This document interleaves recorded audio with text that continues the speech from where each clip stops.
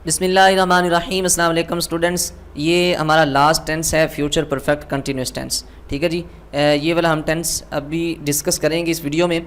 Fail, मुस्तकबिल, मुकम्मल, जारी, कामिल, जारी। ठीक है जी, यानी ऐसा काम जिसका तल्लुक़ मुस्तकबिल के साथ हो, मुस्तकबिल के ज़माना के साथ किसी काम का होना सहना पाया जाए, लेकिन वो कुछ मुकम्मल भी हो चुका हो, कुछ जारी भी हो, यानी वो सुबह से पढ़ रहा है।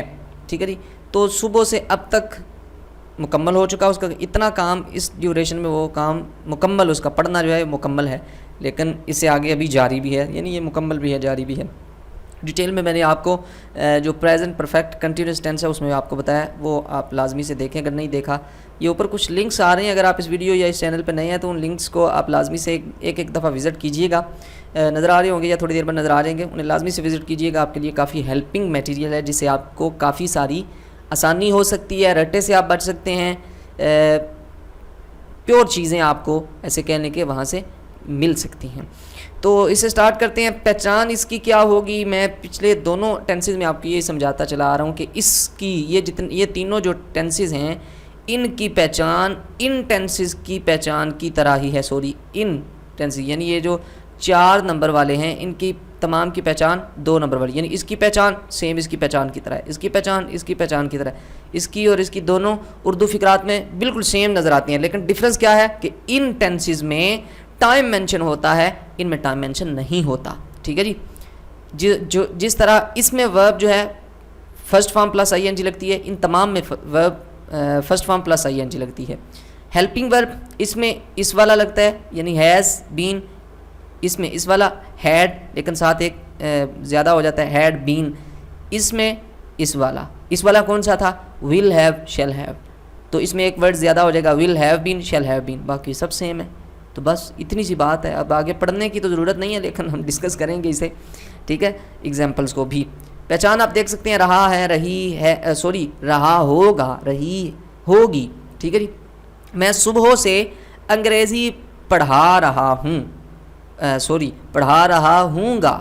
ठीक है जी, फ्यूचर की बात है ना, तो रहा हूँगा, आपको इसकी पहचान मिल गई। यही पहचान जो 2 नंबर खाने वाले हैं, यानी कि फ्यूचर कंटिन्यूस टेंस की है, लेकिन इसमें सुबह से टाइम मेंशन है, तो आप वहाँ से निकल के इस टेंस में आ जाएंगे और इस तरह की अंग्रेज़ी को इस टेंस के स्ट्रक्चर से बनाने के तरीके से आप अंग्रेज़ी में इसे कन्वर्ट करेंगे।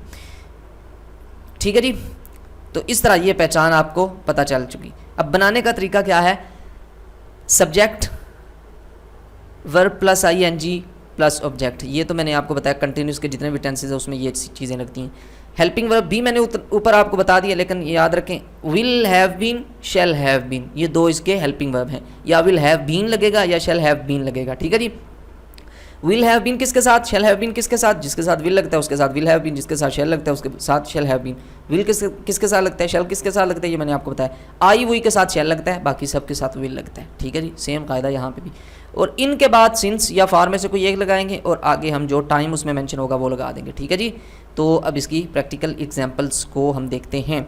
ठीक है जी, पहली है, मैं सुबह से अंग्रेज़ी पढ़ा रहा हूँगा। सब्जेक्ट इसमें से सबसे पहले लगाएंगे ना। बनाने का तरीका क्या है, सबसे पहले सब्जेक्ट, उसके बाद will have been, shall have been में से कोई एक, वर्ब की तीसरी वर्ब प्लस आईएनजी। ठीक है जी, आगे ऑब्जेक्ट और सिंस फॉर।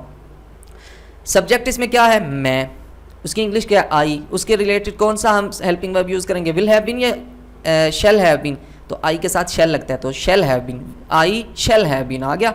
आगे हम लगाएंगे वर्ब पढ़ना, पढ़ाना, इसकी अंग्रेज़ी क्या है, टीच, ये वर्ब की पहली फॉर्म है, इसके आगे आईएनजी यानी प्रेजेंट पार्टिस पर लगाएंगे, तो टीच से टीचिंग क्या हो गया, आई शैल हैव बीन टीचिंग। अब ऑब्जेक्ट क्या पढ़ा रहा है, वो अंग्रेज़ी यानी इंग्लिश का सब्जेक्ट, तो इंग्लिश की इंग्लिश है। ठीक है जी, अंग्रेज़ी की इंग्लिश है। ठीक है जी, यानी अंग्रेज़ी को इंग्लिश में इंग्लिश कहते हैं। ठीक है जी, I shall have been teaching English. आगे मैंने आपको बताया था सिंस या फॉर में से जो लगता है वो लगाएंगे। क्या लगता है सिंस और फॉर में से, ये मैंने आपको पहली वीडियो में डिटेल में बताया, इस वीडियो में हम नहीं इसको देखेंगे। ठीक है जी, तो ये आप उस वीडियो में जाके उसे देखें और कम्प्लीटली वहाँ पे मैंने एग्जांपल के साथ आपको समझाया। फजूल में यहाँ पे वीडियो जो है ये लंबी होगी जो पीछे से देखते चले आ रहे हैं। अगर आप इस वीडियो पे या इस चैनल पे नए हैं, ये ऊपर लिंक आ रहे हैं नज़र, नहीं भी नज़र आ रहे तो इस चैनल की प्लेलिस्ट्स में जाएं, बेसिक इंग्लिश ग्रामर की प्लेलिस्ट है या टेंसेस की अलग से प्लेलिस्ट है, किसी एक को भी ओपन करें, उसमें से जो प्रेजेंट परफेक्ट कंटिन्यूस टेंस है उसे कंप्लीटली वॉच करें, सारी चीज़ें आपकी कवर हो जाएंगी। ठीक है जी। सिंस मॉर्निंग टाइम को लगा दिया, ये मुकम्मल हुआ। माली 4 बजे से पौधों को पानी दे रहा होगा। सॉरी, इसमें सब्जेक्ट क्या है? माली द गार्डनर। ठीक है जी। उसके बाद विल हैव बीन या शैल हैव बीन, ये ना आई है ना वही है, इसके साथ will have been. The gardener will have been, पानी देना, वाटर पानी देना। ठीक है जी। वर्ब की पहली फॉर्म है, उसके साथ ING, वाटर से वाटरिंग। पौधों को, पौधे ऑब्जेक्ट हैं, प्लांट्स। ठीक है। आगे सिंस फॉर्म में से किसी एक को लगा के आगे जो टाइम इसमें दिया हुआ है 4 बजे वो लगा देंगे। Since 4 o'clock। सिंस किसके लिए यूज़ होता है? फॉर किसके लिए यूज़ होता है? सिंपल देख लें। सिंस यूज़ होता है to mention the point of time. Point of time को मेंशन करने के लिए हम सिंस को यूज़ करते हैं, जैसे कि ये 4 o'clock, ये एक पॉइंट ऑफ एग्जैक्ट टाइम है 4 बजे। ठीक है जी। लेकिन अगर पॉइंट ऑफ टाइम नहीं बल्कि मुद्दत, ड्यूरेशन, पीरियड ऑफ टाइम को हमने मेंशन करना है तो उसके लिए हम फॉर यूज़ करते हैं। बाकी तमाम डिटेल में और मज़ीद आसान एक शेर भी मैंने आपको बताया था, वो उसके लिए आप जो वीडियो मैंने आपको बताई है वो देखें। अगर आपने इसको मनफी बनाना है, नेगेटिव बनाना है तो सिंपली हम इसमें नॉट लगा देंगे हेल्पिंग वर्ब जो हैं उनमें। और अगर हमने इसे सवालिया बनाना है तो उसके लिए हम हेल्पिंग वर्ब का जो पहला वर्ड है उसे उठा के शुरू में ले जाएंगे, बाकी सब सेम रहेगा। ये सारी चीज़ें हम पीछे डिस्कस करते हैं, ये लास्ट टेंस है, पहला टेंस नहीं है। ठीक है जी। तो ये सारी चीज़ें हम सीख चुके हैं, लेकिन फिर भी अगर आपको मसला हुआ कमेंट कर लीजिएगा, इंशाल्लाह ये भी कवर हो जाएगा। लेकिन आगे जो हमने इसमें मेन चीज़ है वो देखनी है, वो ये नोट पढ़ें। इस ज़माना में बोलने और लिखने से गुरेज किया जाता है, यानी ये जो है ना फ्यूचर परफेक्ट कंटिन्यूस टेंस, ये इससे मतलब ये नहीं कि ये जो अभी ज़माना गुजर रहा है जिसमें हम जी रहे हैं, ये इस ज़माने में बोलने और लिखने से परहेज नहीं, बल्कि बोलने से ही सारा काम चलाया जाता है। ठीक है जी।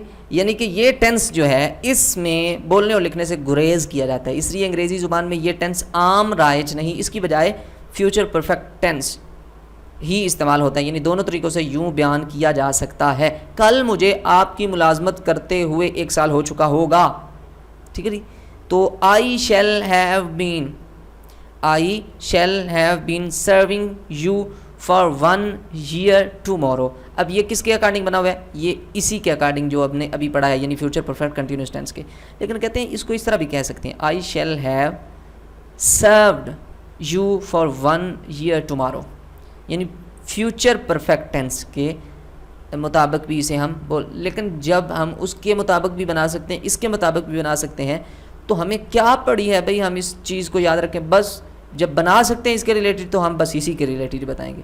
ठीक है जी। लेकिन अगर आप में से कोई ज़्यादा याद रखना चाहता हो, एक्सपर्ट बनना चाहता हो, तो उसके लिए ये चीज़ भी दी गई थी कि आप ये चीज़ भी सीख लें, ये चीज़ भी हमें आती है, हम इसीलिए आपको पढ़ा रहे हैं। ठीक है जी। तो मैं उम्मीद करता हूँ कि आपको ये कुछ ना कुछ इसमें से नया सीखने के लिए मिला होगा, काफ़ी हेल्पिंग होगा। आप इसे अच्छे से सीखें, समझें इन टेंसेस को आप। लेकिन एक बात और है कि मैं इसके बाद एक और वीडियो बनाऊंगा जिसमें मैं जस्ट आपको ये बताऊंगा कि ये डिटेल में तो आपने पढ़ दिए, लेकिन ये इस टेबल को हम डिस्कस करेंगे। ठीक है जी। यानी कि 1 मिनट में आपको पता चल जाएगा कि आप कैसे इन्हें अपने ज़हन में बिल्कुल पक्का पक्का बिठा सकते हैं, और आपको फ़ौरन से पता चल जाएगा कि इस टेंस का स्ट्रक्चर क्या है, इसको कैसे बनाना है। यानी वैसे तो आपको रट्टा लगाना पड़ेगा ना, लेकिन मैं यहाँ पे आपको समझाने की कोशिश करूँगा। यानी मैं आपको ये बताऊँगा कि मैंने कैसे याद रखा हुआ है। ठीक है जी। अब आपको समझ आई है, यानी कि अब आपने पढ़ भी लिया, समझ भी लिया, लेकिन ये थोड़ी सी आगे वाली ये बात है कि इनको याद भी रखना है, स्ट्रक्चर इनका याद रखना है, फलां टेंस कैसे बनाना है ये याद रखना है। उस याद रखने का तरीका का ट्रिक के लिए टिप्स मैं आपके साथ जो मुझे आते हैं या जो मेरे पास हैं इंशाअल्लाह अज़ीज़ मैं आपके साथ शेयर करूंगा, और आपको 100% जो है इजीली ये याद रखने में आपको जो है आप कामयाब होंगे। उम्मीद करता हूँ कि ये सारी चीज़ें ही आपके लिए हेल्पफुल होंगी। अपना बहुत सारा ख्याल रखिएगा, दुआओं में मुझे भी और अपने आप को भी याद रखिएगा। अल्लाह हाफ़िज़।